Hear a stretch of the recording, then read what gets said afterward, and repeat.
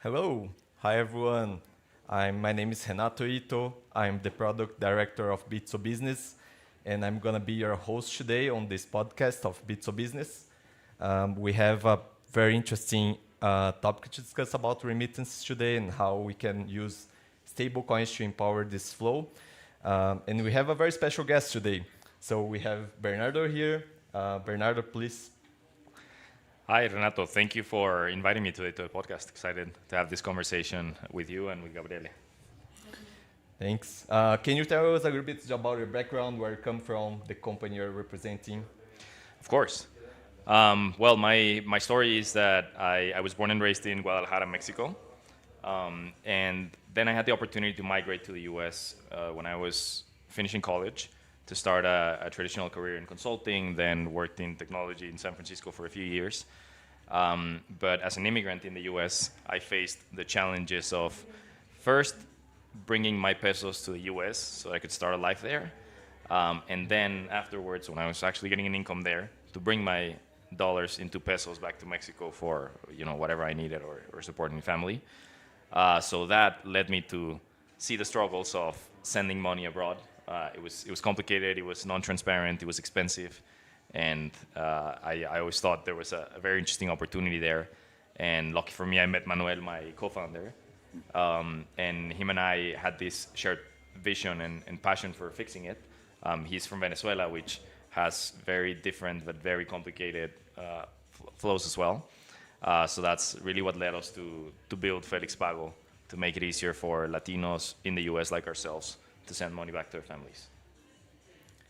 Sounds a great story. I'm pretty sure we're going to talk about that a lot and learn about a lot about their experience as well. Thanks for being here with us. And we also have Gabriele Zulani, who is part of the Bitso Business team. Please, Gabriele, introduce yourself. Good morning, everyone. Happy to be here. Briefly, I lead revenue sales for Bitso Business. I joined the company almost a year ago now. My background is, like Bernardo, I started early days in consulting, management consulting, always on banking, retail banking, corporate banking. And after a while, I had the luck to bump into payments. And through payments has been an amazing ride. So I did payments in Europe, early days debit cards in Latin America, where I fell in love with the Latin America. I go back, and then I also had a chance to start understanding cross-border payments. And then it was only natural for me to end up in being the future of cross-border payments. So everything happens for a reason in life, and if you look backwards, why your career went one way or another, then you can connect several things. So for me, it's so exciting and amazing to be in the future of cross-border payments. Amazing. Thanks, Gabriele, for the intro as well. This is very interesting how the dots connected when you look backwards, but it's really hard to see those dots connected in front of you. But yeah, great story about two of you.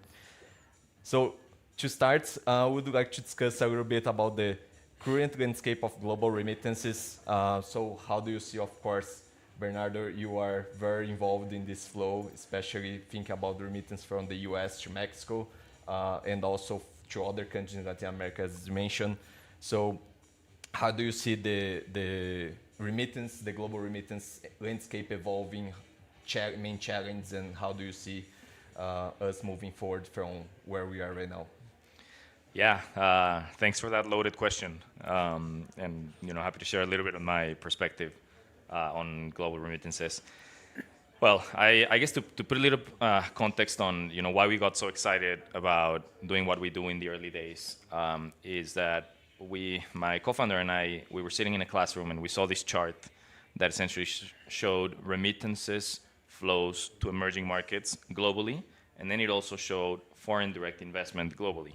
And the punchline of this was that remittances had become the largest source of capital in emerging markets. And to me, that was mind-blowing because obviously being from a country like Mexico, and you hear about the US, our neighbor, is investing in factories here and there, and there's all this investment coming in from all over the world, really. And you're like, but how is it possible that the funds that immigrants are sending are significantly higher than that? So to me, that was a mind-blowing statistic.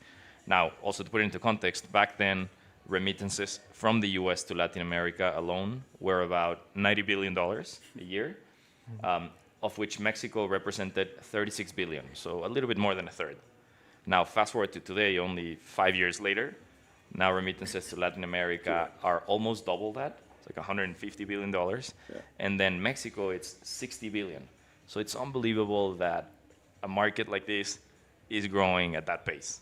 So that to me makes it extremely exciting. Then the second reason why I get very excited about it is that, well, there's blockchain technology now, which essentially changes everything. Before, remittances were, a combination of messages sent from company A to company B to company C to company D even, and that was the process on how they communicated, and eventually a transaction was paid out, which obviously made it very expensive. There's a lot of nodes there. It takes time. It is complicated. Also, back in 2019, when we were first exploring this, roughly about 1 out of every 5 remittances was done digitally. So obviously huge opportunity in this day and age where everyone has a smartphone, everyone has access to internet. Bank penetration is also really high, so for you to get access to start interacting with the digital world is much easier. So the combination of those huge volumes, the right moment, and the growth, I think is what makes it very exciting. Yeah. I think on my point of view, so there is a sort of parallelism between what happens in innovation in consumer and then it moves on to B2B. Why? If you think early days, we as consumers, we start having banking apps, we start having remote banking access, we start walking away from branches, and it was always customer-centric processes. But effectively, where it really hurts is on businesses. And where nobody sees is how difficult it is for businesses to move money in their way because nobody dares, or very few dare, to think about what's the perspective of a company doing this one. We think that we as a consumer are the center, which is perfect because it drives lots of innovation. But then where it really gets tough is, okay, once I've done my first leg of the journey as a consumer, what happens? And effectively what happens is it is broken. Or it was broken, because the old, mid-sized companies, they were going through a second, third-tier bank, which required to have a connection to another bank, which had access to dollars or euro of any other major, and then you get back to the old game. So remittances is not only remittances from a P2P perspective, me sending money to Bernardo. Actually, that's the first leg. Behind the enabler of that one, there is also a B2B process. Very often, where the company collecting the money requires to have a connection with the bank somehow. And the bank requires to have a fund somewhere else to pay out to the person that Bernardo wanted to send the money to originally. So now, finally, I think we're entering an age where there is enough understanding of the business opportunity in the middle part, which is infrastructure. So, because what the innovation was not looking at was how can we innovate infrastructure rather than looking at the UX and the journey at the beginning and at the end. But in the middle, it was suffering a lot. It was delays in times, hidden fees, impossible to understand effects, lack of access to major currencies like dollars, you name it. Why? Because the infrastructure was still the old one. And finally, we're getting there. That's a very interesting topic because I feel there are 2 things that I would like to highlight here that you guys mentioned. The first one is about the size of the markets. It's massive when we think about the corridor between US and Mexico. This is highly correlated from many studies or papers that we have seen with the immigration of people. There is a lot of people from Mexico living in the US, therefore they want to send funds to their family or just repatriate their funds to their own. So that's interesting. One paper that I was reading the other day is looking at the largest corridors in the world. The second largest is the US to India, and is about 1/3 of the size of Mexico, between US and Mexico. So that shows how powerful and how large this corridor is, and how special this is as well, that we in this industry that we can improve and play an important role moving forward. Another thing that Gabriel mentioned is about the UX. Just want to highlight that we have seen there's many issues that you mentioned about the UX and how the end users, both ends, the sender and the receiver, they also face problems and pain points. And I would like to ask Bernardo how you are solving this. How do you see this evolving? Because clearly you have done build a product and a company around that, and you have been very successful in solving these issues. Yeah, well, and I actually also want to say about Gabriele's comment, like, yeah, there's obviously, all these applications are great for consumers, but essentially when businesses are the ones that actually adopt those technologies, I believe that that's when it can really hit the mass adoption and realize its full potential. Because us, when we first started Felix, we used only consumer apps, and we just found practical ways to leverage crypto, which then eventually built into a business. For us back in the day, Manuel and I, when we started doing the first tests on how we could move money, we started going and getting into the issues that Gabriele was describing on if we went through banks. Yeah, the FX was complicated. If we did a transaction on Friday at 6 p.m., those funds would arrive on Monday, hopefully, and hopefully early on Monday, but then you still don't know. You're just hoping for it. So then that obviously adds a lot of complications. So what we did to begin tests was Manuel had a Coinbase account and I had a Bitso account. So then we would figure out ways to fund that Coinbase account.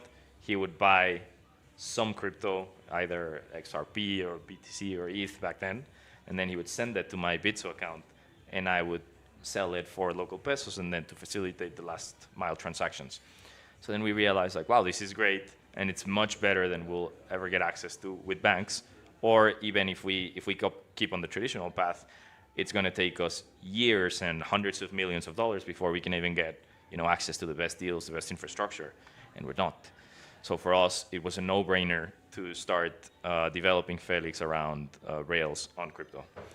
And yeah, for us, really, our learning back then was that people were not transacting digitally because they thought the initial applications for remittances were complicated, were very US-centric, very focused on the American consumer.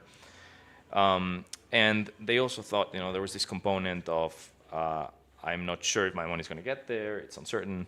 So for us, we created this solution on WhatsApp, where essentially our front end for the user, it's a very simple application, a chatbot that you give instructions just like you would to a person on a store. And then as soon as they pay us, the magic happens where we do this buying and selling of crypto so that we can do the cross-border part immediately, super cost effectively, and deliver the best experience for consumers. Amazing. Yeah. Yeah, I think the magic of everything in payment is to make the infrastructure invisible. So, and it is invisible when it works. So, and that is always the critical path, right? So you can have a beautiful UX, but at the end, if the consumer is stuck, it doesn't get the money on time, you're not fulfilling your promise in terms of time to deliver, effects and cost, then you're creating doubts. And so, and unfortunately, if you create the doubts, you revert to the old path where you need to go to the traditional channels, corner shops, and bringing the money there, physical money, physical cash, bills. And then that journey is long, it is super expensive, because I've seen many statistics saying that of $1 cent, only 40 cents really land on the wallet of someone that wanted to receive the money.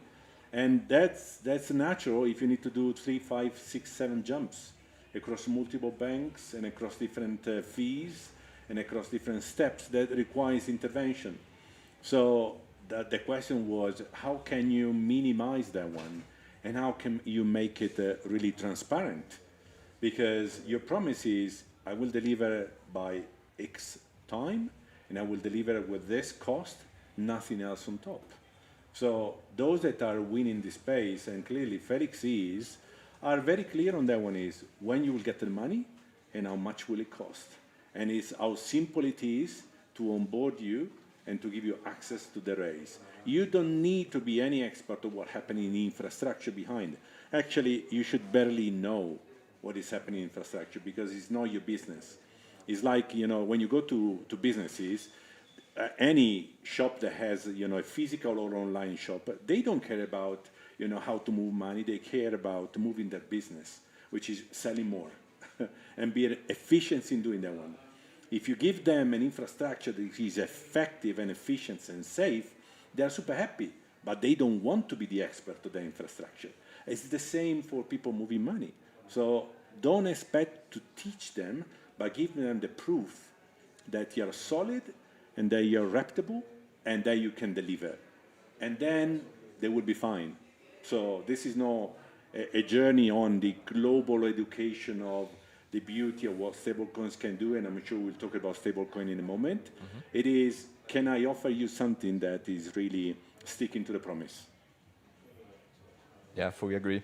I think one of the great revolutions on payments we have seen the past 10 to 15 years is what a lot of people call invisible payments. I think when we look at the applications that we use on our day-to-day basis, like Uber and others, you order a ride, for instance, you don't see any payment happening.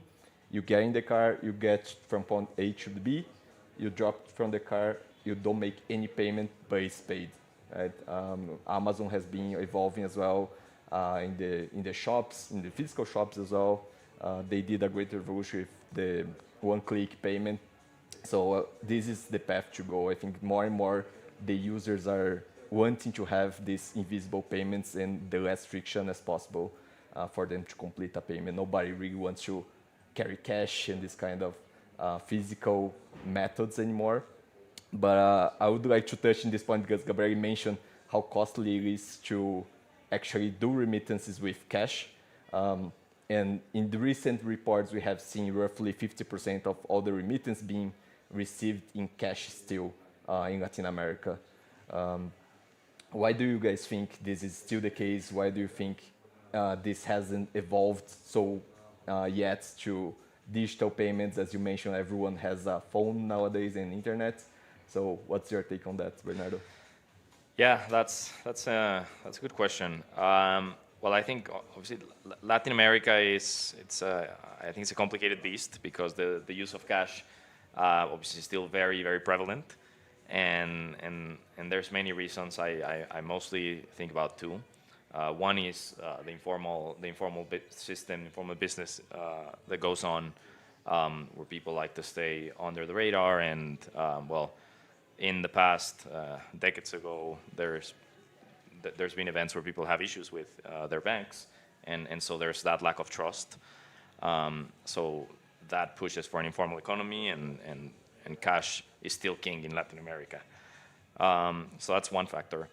And then the other is actual access to digital products. This digitization now is happening faster than ever.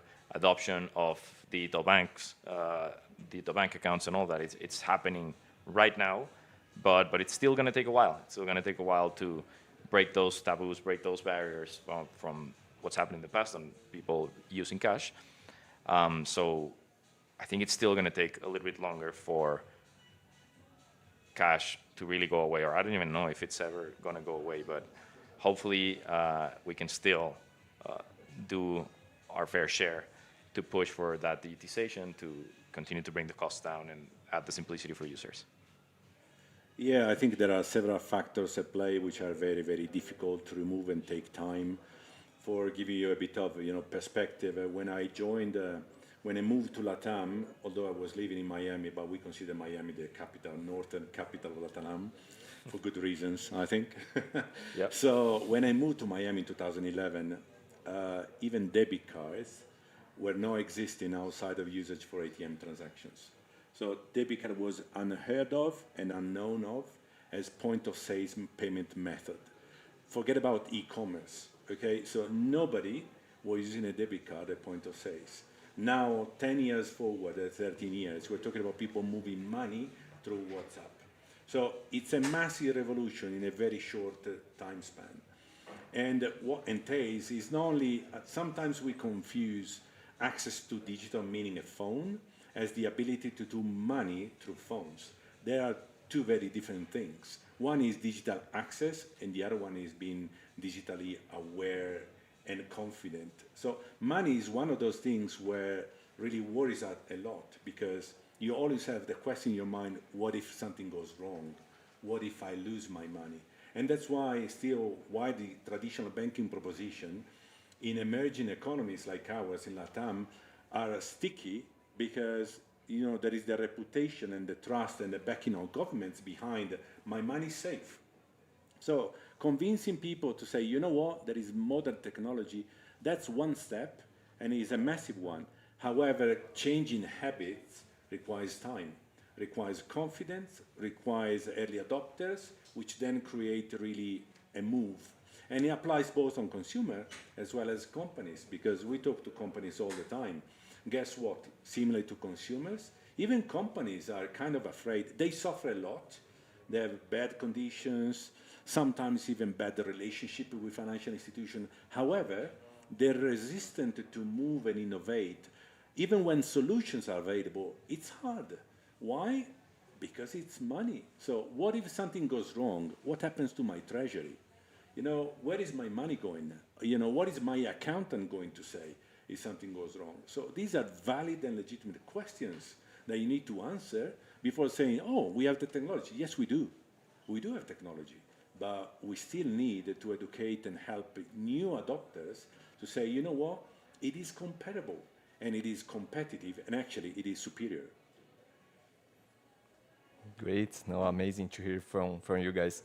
And one of the things that I would like to touch here, you mentioned about stablecoins, new trends, and how we move forward from the future from here. One of the things that we have seen is the rise of stablecoins in remittances, which for me, being at Bitso Business, is quite exciting. So I'd like to start with Gabriele. If you could tell us very quickly what's a stablecoin, so everyone can be informed about how it works, what it is, and how we use it. It's nice because it's becoming, and I'm happy, by becoming a buzzword, right? So now, finally, we talk about not only crypto, we talk about stable coins. So first of all, why stable? What do we mean by stable? One of the major fears about dealing with the crypto for moving money was the instability, meaning volatility, meaning, any of the big cryptos, pick Bitcoin, today could be $70,000 for one Bitcoin, and tomorrow can be, I don't know, 35, it can be 85, 95. You can pick the upside or the downside. Anyway, you are taking a bet on where it's going in 1 minute from now. That one for businesses and consumers alike was, worrisome. Why? Because maybe I'm not just gambling on where it goes, and maybe I'm not just putting my own 10% of my wealth in betting on where it goes. I actually only need stability, because this money is my customer money. So if I had 100 now in my books, I need to transfer $100 or euro, whatever it is, in 1 minute, as well as in 3 hours. So that one was not what the cryptocurrencies were designed for. And that's why, it was designed to think, okay, how can we make something more stable, which attract people that want to use this as an infrastructure for payment rather than own investment or trading or arbitrage. That was the invention of stablecoin. So where stable comes from is, why stable? Because it's pegged, which means it's constantly attached to the currency that is tracing. And the most famous one are pegged, for example, to the dollars. There are many other nascent ones, but largely by a margin of plus 90%. The big volumes today on stables are stable coins which are pegged to the dollars. What it means that you are converting from your local currency, call it MXN, which is Mexican pesos here, to a stable coin, which could be one of the many exist pegged to dollars. And from that moment, you know that your amount converted, it remains there, and it is safeguarded in whatever happens into the crypto world. Because the company that is issuing that stable coin, it is having reserves on the back that ensure that they can keep that stability of the exchange, which is one-to-one.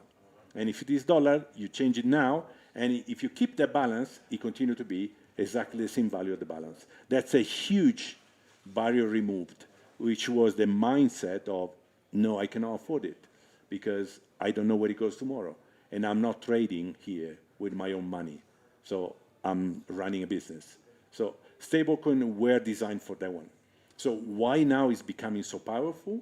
Because with the blockchain technology, where you exchange the stablecoins, you don't have to be a bank, you don't have to be an FX trader, you don't have to be an OTC inside the bank to do these flows and conversion. This is a distributed ledger. Everyone that has internet access and has a wallet can have access, when they deposit their own fiat currencies and exchange it for whichever stablecoins they want, business or consumers. And at that moment, they can also transfer to someone else instantly. You see how much you pay, you see how much it costed you to convert, and you can send it instantly to wherever you want to send it. That's a massive wow. I say, what? Really? I don't need to call my bank? I don't need to wait hours to have an FX back? I don't need to wait 3 days or 4 days for someone to receive it? Yeah, give it to me. I want it. So that's the amazing part of what technology has done. Amazing. And connecting to that, not sure if you want to add something, Bernard, but I was going to ask you another question, which is what do you see the main advantage of using stablecoins for your business? Yeah, no, and by the way, I loved your explanation of stablecoins, Gabriele.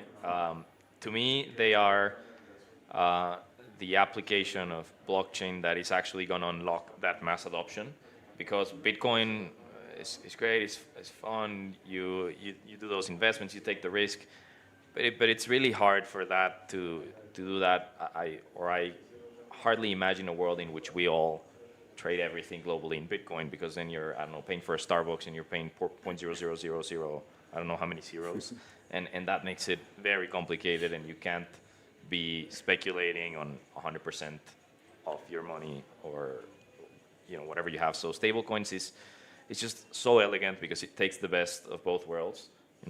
You want euros, you want US dollars, whatever you want, you can access it in real time, and you can move from one to the other in real time because it's in the blockchain. So you get really the best of both worlds, and to me this is an incredible use case for that mass adoption, which we're seeing it pretty especially on emerging markets, where people want more access to US dollars, and a stable US dollar or a stable euro, it's great for people to go in and out. The way we use it is actually quite simple, or I think quite elegant. Today we receive our remittances payments via traditional channels like debit cards and credit cards. So we get those US dollars, which we then, as soon as those settle, we immediately swap for stablecoins. Then those stablecoins, we can have them sitting in a wallet anywhere. And as soon as we actually need to make a payment, whatever we promised the customer that we would give them, we can just take a small share of those stablecoins, trade them for local currency. So in our example, trade them for Mexican pesos, and then facilitate that last mile transaction in real time. So this is great because we essentially cut the most complicated pieces in the transaction, which was the FX and the cross-border piece, and being able to do it on a Sunday at 3 a.m., the same way we can do it on a Tuesday at noon. So we were able to do that. For us, the next interesting challenge is how does the adoption of stable coins become more mainstream so that we can do the entire transaction like that. So imagine if we didn't need to collect the US dollar transaction via card, and we just received that stable coin directly, we wouldn't have to wait for the settlements, which today those typically take still roughly about a day. And then we could do the same, paying out in a stable Mexican peso, for instance. That would be the ultimate application of no cost transactions. So I'm very excited that it's already happening, that we're using it, and our customers essentially can't even see what's the technology behind it. And to us, that's what success looks like, when it's happening on you every day and you can't even tell, you don't even feel, you just see that whatever was promised was delivered immediately. So that's our application, and that's how we use stablecoins. Yeah, and it is happening, and it's very exciting. The other day, I had a friend of mine called me because he saw an interview I did on another event, and he said, and he has a small business in Colombia. He's doing import and export of raw materials, and he said, hang on a second, can you help me in doing cross border?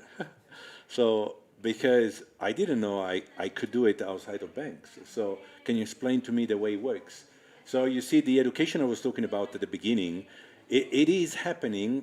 The more companies are starting to show that this is safe, secure, efficient, and effective. And so they're getting curious. The education is still there, so you need to do it. But if they try in small chunks and it goes well, and it is providing such a superior service, they will start using more. Clearly, it will be like a tide. It will be, at the beginning, will do 10% of their business, and 90% will continue to be in the other channel. But over time, this will be an absolutely comparable alternative to anything they're doing with traditional banking rails. Absolutely. Seems like a good path forward and really excited about the future. You guys touched on some pain points and some issues that stablecoins solve right now, such as having a faster transaction, lower fees, and etc., providing a much better user experience. I think that's the elegant part that you mentioned about it, because on the end of the day, the user is just taking the benefit of the crypto blockchain and stablecoins, right? They don't have any downsides on that, which could be the volatility of the crypto, like Bitcoins and other tokens that is not stable. So can you highlight a little bit more about how this can make this flow faster, and how can it make this flow less expensive to the end user? Yes. So I guess or at least the way we use it, and we actually also have alternative channels, but we very much so prefer the crypto one. And the flow is simple. Today we get those US dollars, and we tell the customer, today for whatever amount you want to send, we're going to offer you, say, 20 pesos on your dollar. So if a customer wants to send $100, we're promising 2,000 pesos, right? It's a simple promise. However, if we went through our traditional rails, we'd first have to, discuss with the banks, what rates are you going to give me? How often can we get? Can this be real time or not? Do we have to commit? Do we have to do prefunding? So do I have to give you $100 ahead of time so that by the time the customer comes in and and we want to fulfill that promise, those $100 have been sitting in the bank for a long time. And then they're going to take a fee on the FX, and then there's going to be also a transaction fee for sending it from, say, a US bank to a Mexican bank, and then lastly, there's the last mile fee. So it involves a lot of back and forth communication. It only happens during business hours, and it is inefficient. So for us, what's completely changed is that same thing happens on the side of the customer. We make the promise, we're going to give you 2,000 pesos for your $100. And as soon as that happens, we just take enough stable coins to fulfill that promise to get us 2,000 pesos, which are cost maybe similar or different to the customer depending on the transaction. So we just take that share, do the immediate conversion, which takes less than a second, and then right away push the funds to the consumer. So we avoided all the communication with the bank, we avoided all those promises, we avoided all the pre-funding, we avoided the issues of the work hours, and we just literally took that $100 worth of stable coins, trade them for MXN, and sent the order. So that's how simple, how magical it is. Yeah, so Bernardo spoke about a few things that are, could be perceived as casual problems. They are massive problems. So let's touch some of them. Pre-funding, what does it mean? Because maybe some people that listen say, they're talking Chinese to me. What are they talking about? Okay, pre-funding means that, you need to have money. So first of all, let's start from very simple. So the world of payments was never designed for having one country connected to another. So if I operate in dollars, the infrastructure for payment in the US doesn't connect with the infrastructure of payment in any country on the planet instantly. Why? Because it's been built for the sake of the United States. And this is equally in any part of the planet. So my payment and banks operate because they know and they have accounts one to the other in the same jurisdiction, and they do what is called clearing. They do netting between, okay, my account in this bank, the other account, the other bank, and they do instantly, multiple times days, nowadays even instantly within the same country. When you move across the border, that doesn't exist. So a bank in the US doesn't have connection to the rails of payments into Mexico or into Colombia or into whatever you want to think of. So to do that one, you need two institutions that are saying, I have a deposit in your country B, in your currency, where I leave my money when my customer in my country ask me to do the disbursement in your local currency. That one is not moving money. It's actually having a balance, which is your money, in that country, in that currency, that cost. That cost, because with that funds, you cannot do anything because you need to hold it in order to guarantee that anytime your customer is asking you to disburse and pay someone, you have the money available. Otherwise, you're not able to fulfill your promise. So this is what prefunding is about.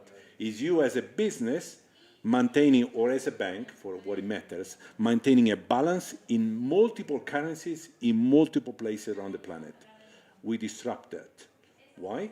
Because with stablecoin and blockchain, now you can instantly convert from your currency, your country, say US, as Bernardo was saying in stablecoin, and instantly at the same time disperse and convert in Mexico if you need to immediately pay out to another business. Or hold it. It is your choice as a business. Whereas in the past, in order to do that one instantly, you had to add funds there. This is a massive problem solved. Okay? The second one was you had to call a bank to say, what's the FX? I have dollars, I want pesos. What's the rate you can give me? And you have to do through multiple channels. So some stores, some banks, or competing banks say, who is giving me the best rate? And they will not give you a rate for days. They will give you a rate for 3 minutes, 5 minutes, if you were lucky, or a minute. So, which choice you take. And it could be very, very expensive. And it could be limited by the amount of connections and banking relationship you have, and by the time you have to do your market assessment. Maybe you're not a very sophisticated business. You don't have a trading desk. You have two people in finance trying to understand, okay, which rate I take today. And you have one provider, and that provider is treating you, for me, you are, I'm bank, gigantic global bank. I don't name anyone. But that's the rate I give it to you. And you have no choice, zero choice. And so now all of a sudden, you do have choice and you have transparency. And so for me, this is a revolution in the world of FX, nothing short of that.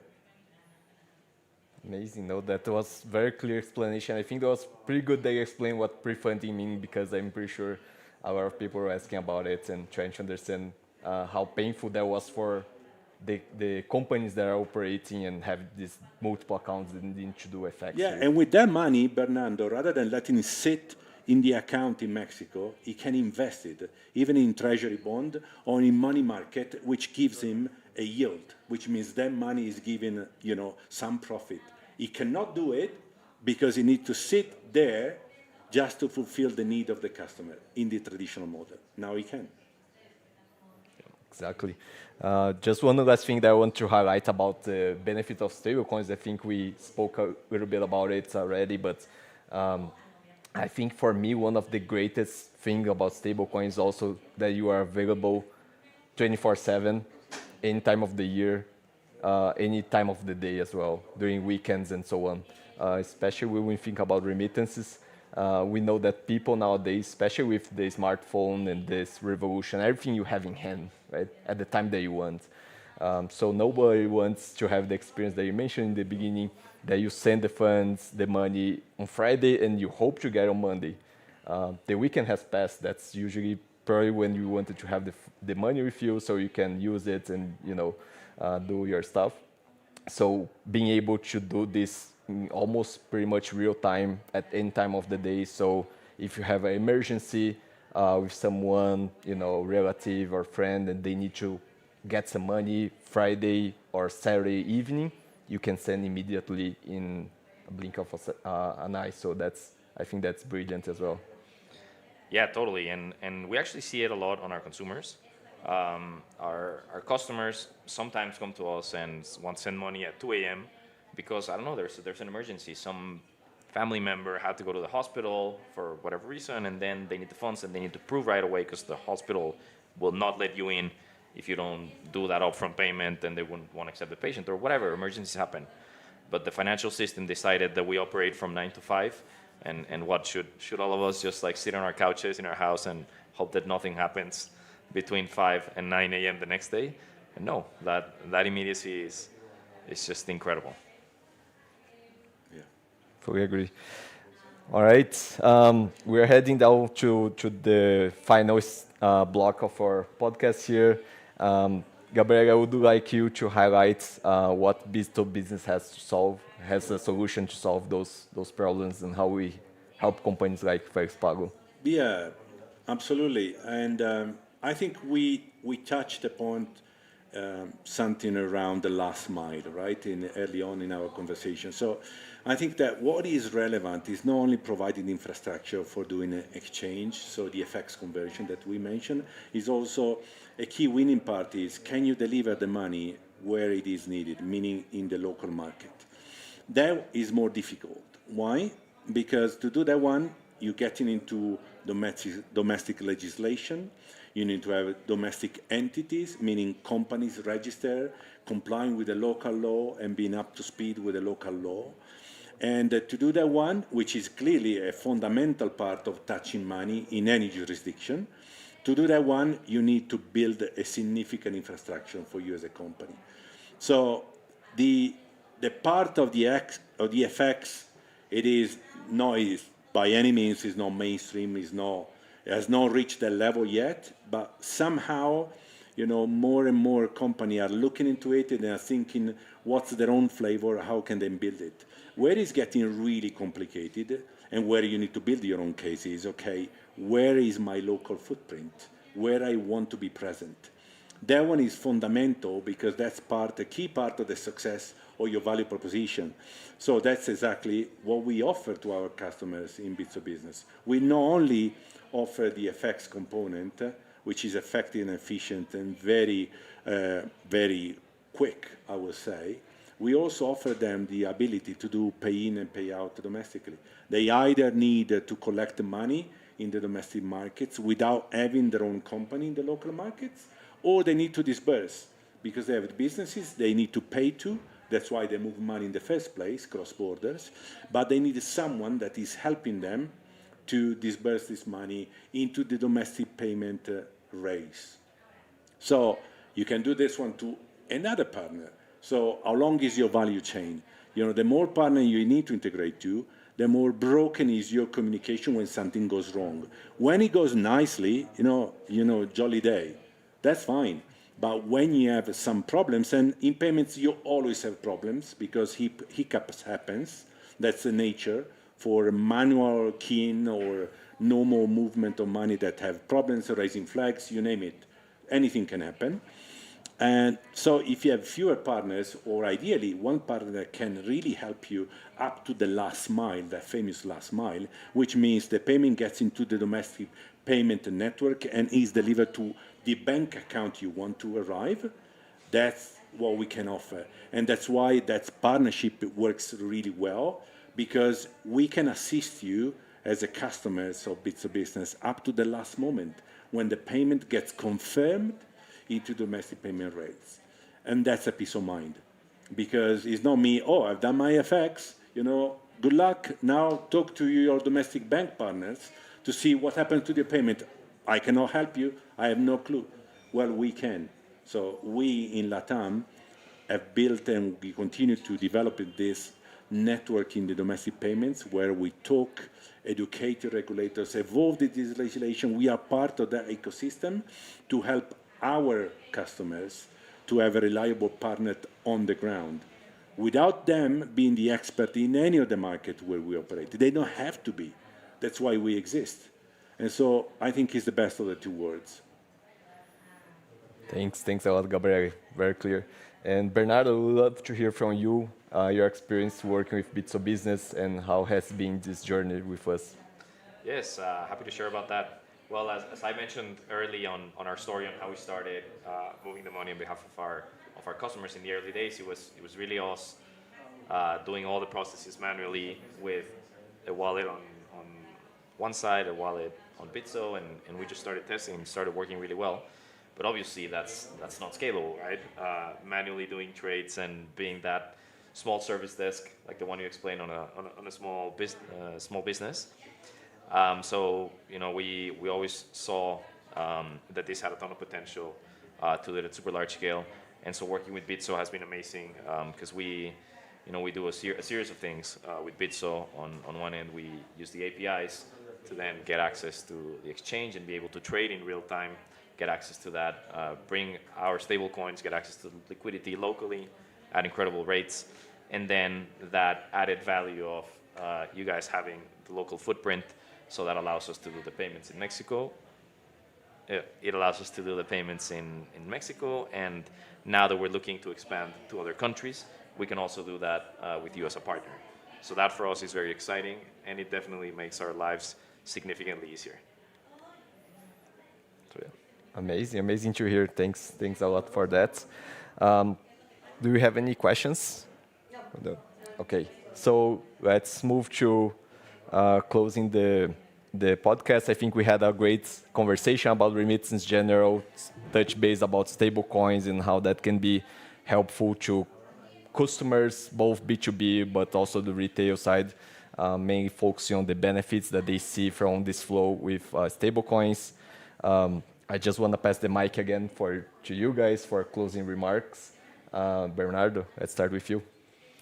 Yeah. By the way, just before you go, thanks a lot for being here with us. Really appreciate, and was very good to have you here with us. Yeah, no, again, Renato and Gabriele, thanks so much for having me here. For me, it's very exciting to see how our partnership has evolved and how together with combined efforts and combined technologies, we're helping hundreds of thousands of customers every month to help their families abroad. And I'm very, very bullish on the technology. I'm very bullish on Bitso as a partner. And really anyone thinking about doing something related to cross-border payments, whether it's remittances or other applications, highly encouraged to work with Bitso. Yeah, likewise, thank you, Bernardo. Has been amazing. The partnership is amazing. We're just the beginning of the ride, I'm sure. So we are excited and bullish likewise that we are just scratching the surface of what is possible in money movement across borders and with the modern rates and applications. So I think we'll see way more. So now it is visible because it is visible that we capture 10% of the remittances already between the US and Mexico, but there is way more. There are many more companies that require a newer way, a more effective way to move money cross borders, and we're keen to learn from them and to find those use cases and for them and make them successful. Amazing. Thanks again, Bernardo, Gabriele, for being here.